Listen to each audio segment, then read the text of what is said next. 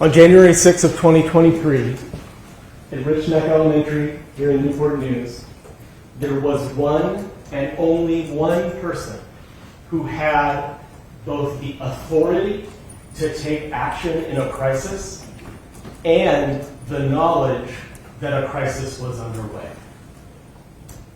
My name is Josh Jenkins. I am the Commonwealth's attorney assigned to prosecute this case. I'm assisted by my paralegal at counsel table, Megan May. And I thank all of you, as the judge has said, for your service. I know it is inconvenient to be a juror, but this case is important to all involved. And I thank you for doing your duty, and I know that you will. On January 6th of 2023, parents of children who went to Richneck Elementary and the children themselves woke up to a normal day. They packed lunches, got on the school bus, got in their cars. One walked to school that you'll hear from. And to them, nothing was different that day. And as the parents watched their children, backpacks in tow, walk into that building, those parents entrusted the care of those children to that school. They had a promise that when I bring my child into school, the school will keep them safe. But the evidence will show you that that's not exactly what happened. I understand, and perhaps you understand, that in this incident a teacher was shot.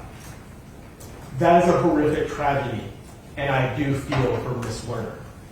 But this case is not about Miss Zwerner. This case is about the children who lived through this event in Miss Zwerner's classroom. 20 of them. That's what this case is about. You will hear from that teacher because she witnessed the events. But she is a witness. The victim of this crime are the children. The defendant, Dr. Ebony Parker, was the assistant principal at Richneck Elementary at the time. She was the person who was paid to take care of those children. And around 11:40 a.m., Ms. Zwerner had seen a particular child who you will learn has a long history. A long history of discipline issues of which Dr. Parker was already aware well before January 6th of 2023. But Ms. Zwerner observed something about this student that worried her. You're going to hear from her, and you're going to hear what that concern was. And then she's going to tell you that she went to Dr. Parker and warned her that this child, who we refer to as JT, was in a violent mood. You'll hear that she said, "I don't know what I'm going to do if he hits me." That is the knowledge that Dr. Parker had of the history of JT, that and more.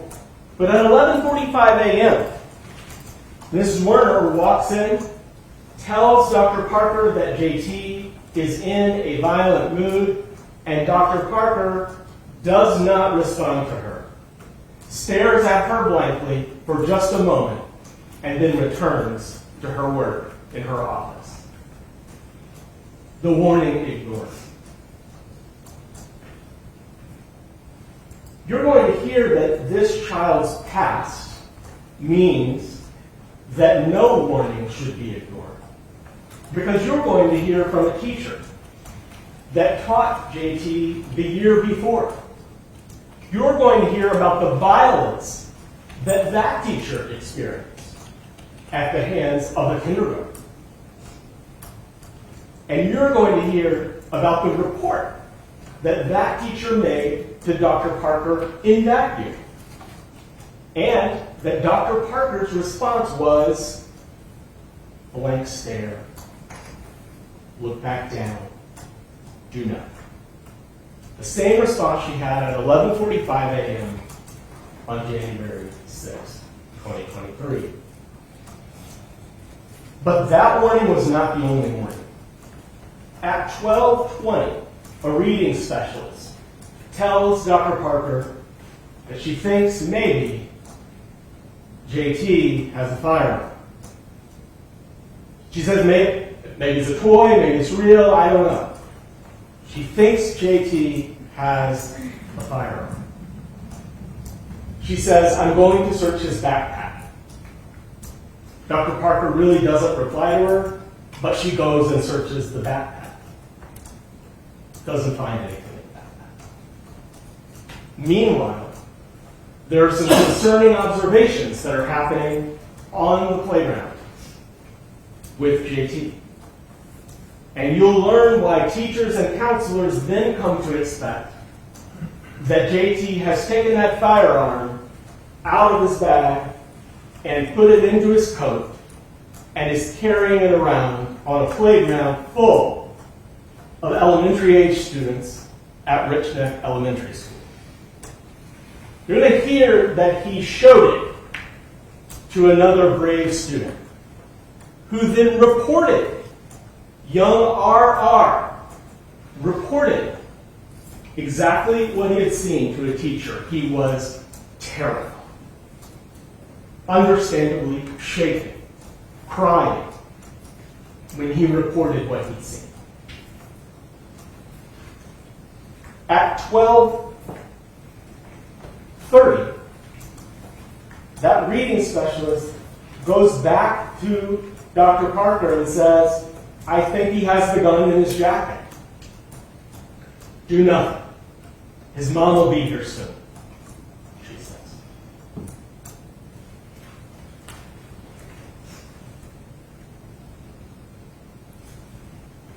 I can only imagine how that made RR feel.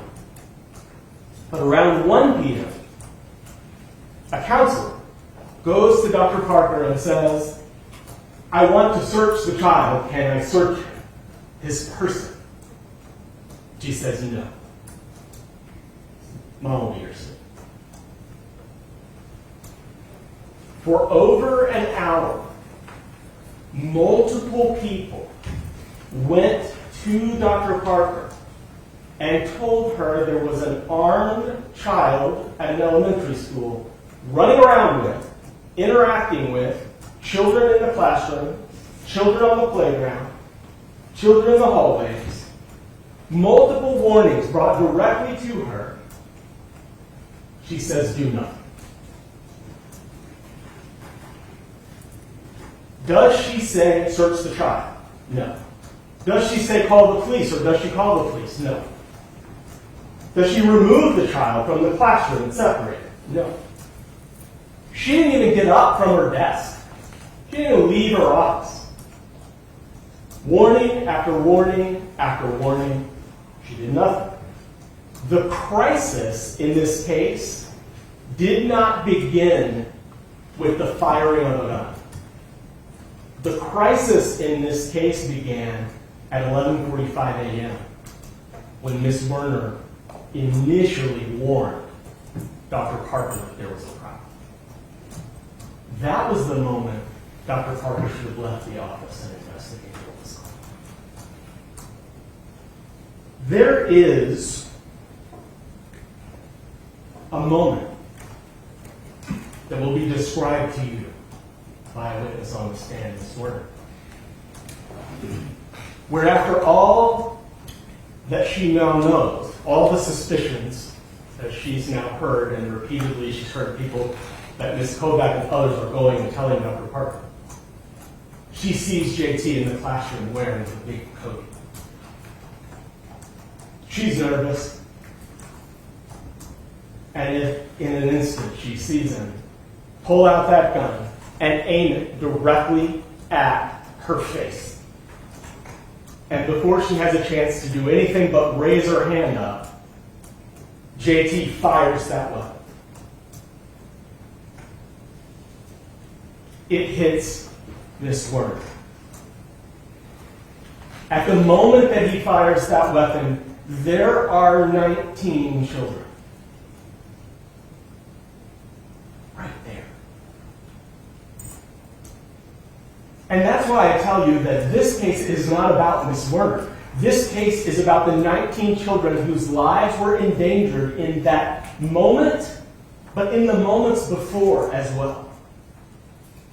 Those children were, some of them, between the gun and Miss Zwerner.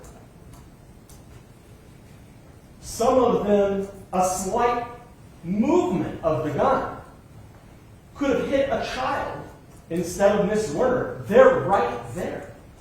Some standing shoulder to shoulder with the shooter. All of them, you'll learn, watched as their teacher clutched her chest and bled before these children, screaming in horror, ran across the hallway to another teacher's classroom.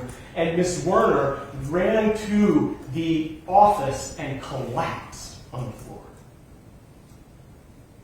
Where, at that point, was Dr. Parker? She had locked herself down in her office. Was the school on lockdown? Not yet. Still no. But a few minutes after Mrs. Zwerner enters the room, a receptionist, Miss Oliveira, does finally put the school on lockdown. I commend her for doing it.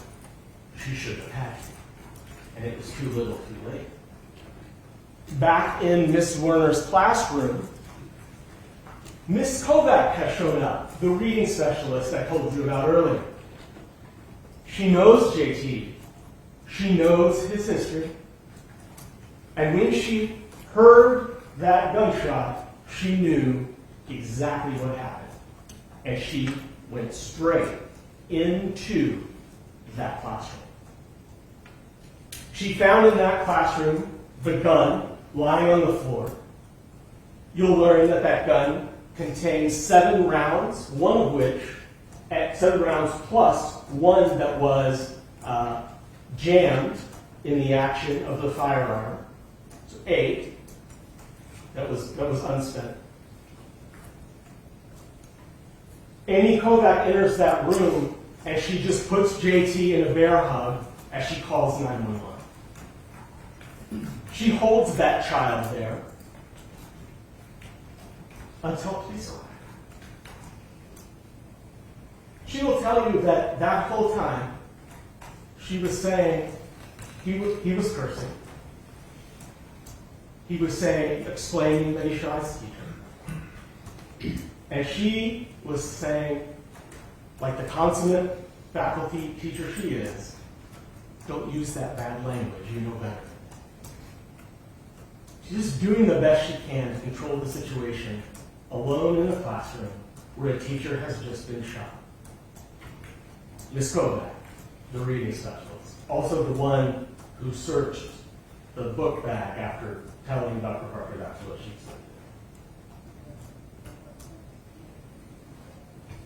said. A task that I don't think reading specialists are supposed to do in an emergency. And the reason that I don't think that is because school policy at the time said exactly that. Richneck had adopted a crisis management plan.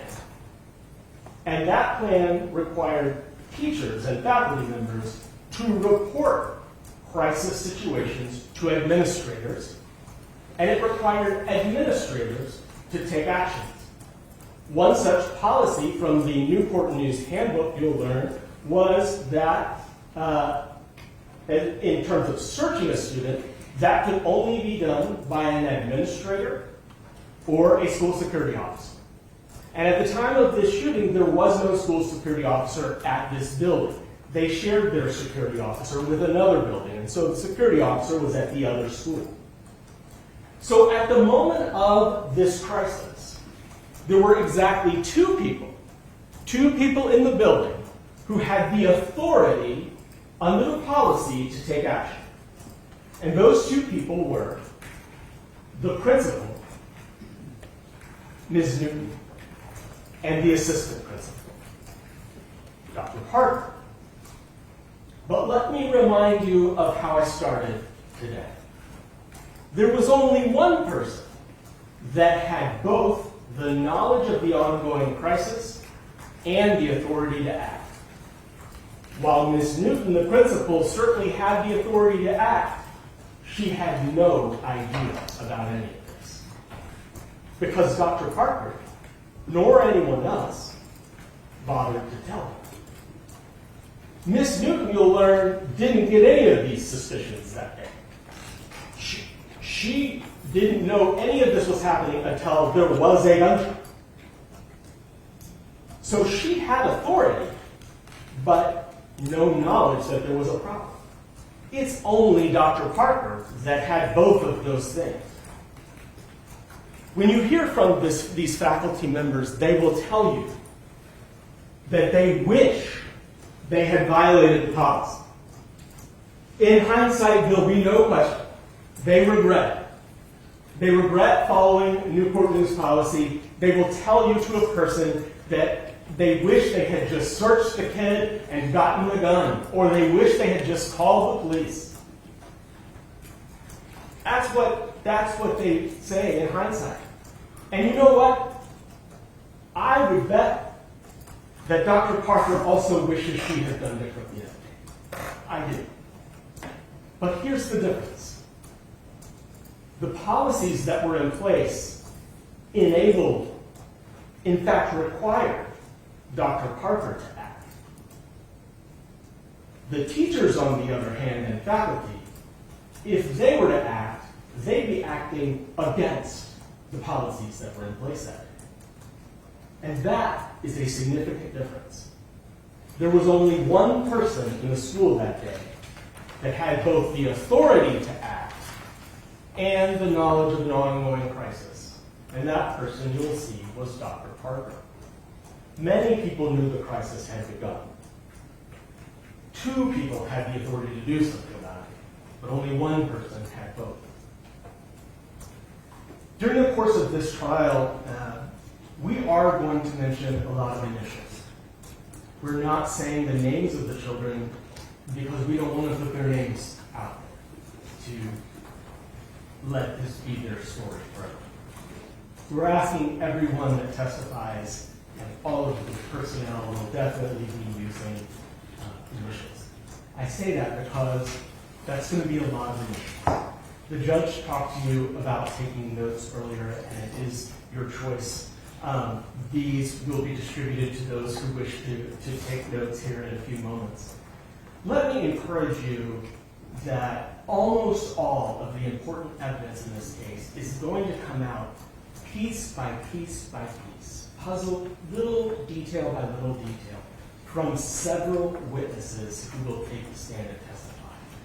And when you go back to deliberate at the end of all of this, all you'll have is your memory and your notes to help refresh you. You won't be able to have testimony read back to you, as the court pointed out, and often I've had the experience of jurors deciding to ask a question, which is, what did so-and-so say in their testimony?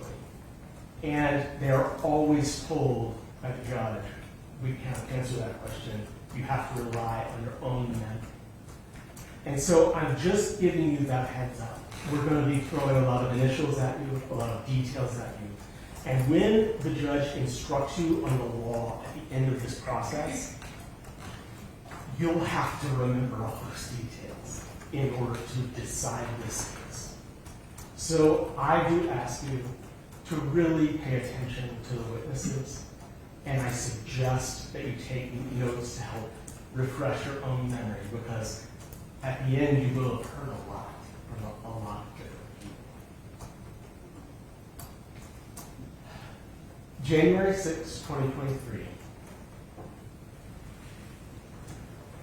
20 students went into Ms. Zwerner's classroom, and their lives were forever changed. The trauma that they experienced is unspeakable, and you will hear from some of the parents about that trauma. That shouldn't happen.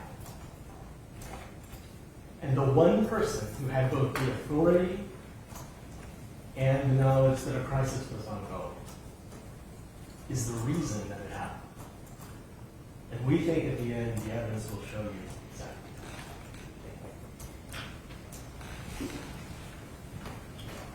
Would the defense like to give an opening statement? Yes, Your Honor. You may proceed. May it please the court, Mr. Jenkins, ladies and gentlemen. As you found out yesterday, my name is Curtis Rogers. I, along with attorney Stephen T. are representing Dr. Ebony Parker. Ladies and gentlemen, we have heard that my client, Dr. Parker, is accused of the crime of felony child abuse and neglect. There is one thought that I want you to keep in the forefront of your mind during the pendency of this trial. And that is, based on their actions, there wasn't a gun. Based on their actions, there wasn't a gun. Now, the Commonwealth talks about a lot, and this ongoing crisis, and that Dr. Parker was the only person that had the knowledge of the crisis and the authority to act. I would submit that's not accurate. It's not true. And think about it. Who was the one person that was there from the beginning to the end? And that was the teacher, Ms. Zwerner. Okay. Based on her actions, she did not act as if there was a gun present. So if she thought that there was a gun present, then her actions should have been to separate the child, in this case JT, from his classmates, or separate the classmates from JT. She didn't do that. There was also another person that had suspicions, and that was Amy Kovac. Okay.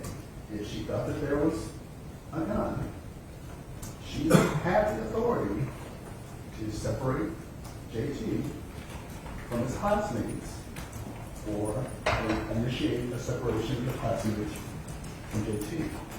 That did not occur. The Commonwealth mentioned that JT was out on the playground with his classmates. And there were teachers, agents of the school, that observed things that were going on. He said that caused them alarm. But based on their actions, they did not respond as if there was a crisis or danger to those students. They did not separate JT from his classmates. They did not separate his classmates from JT. So, Commonwealth is saying that only Dr. Parker had authority. Each one of those individuals had the authority to remove those classmates or to remove JT if they thought that those students were presented with any kind of threat or harm or danger. We're at the beginning of this trial, and I need you to understand that right now, Dr. Parker stands presumed to be innocent. Right now, she's innocent. The Commonwealth has to prove beyond a reasonable doubt that she's guilty of the allegations that they are presuming. The Commonwealth has to prove that Dr. Parker was a guardian or other person responsible for the care of the alleged victims. Before Dr. Parker, there was the teacher, Ms. Zwerner. And the Commonwealth has to prove that Dr. Parker's willful act or omission in the care of the children was so gross, wanton, and culpable as to show a reckless disregard for human life. Who was the person that saw these events from beginning to end? That was the teacher, Ms. Zwerner. Who was another person that pretty much saw everything before Dr. Parker was? That was Ebony Parker, the reading specialist. There was another person that saw everything from definitely before the shots were fired, and that was Mr. Rawls. If the Commonwealth wants to accuse Dr. Parker, what about these other people that had direct contact with this child, JT? It is my belief that the Commonwealth will not be able to prove beyond a reasonable doubt that Dr. Parker is guilty of these crimes. And I will be asking you at the conclusion of this trial to find Dr. Parker not guilty. Understand, I need you to always consider it based upon their actions. There was no crisis. There was no gun. Based upon their actions, there was no crisis. There was no gun.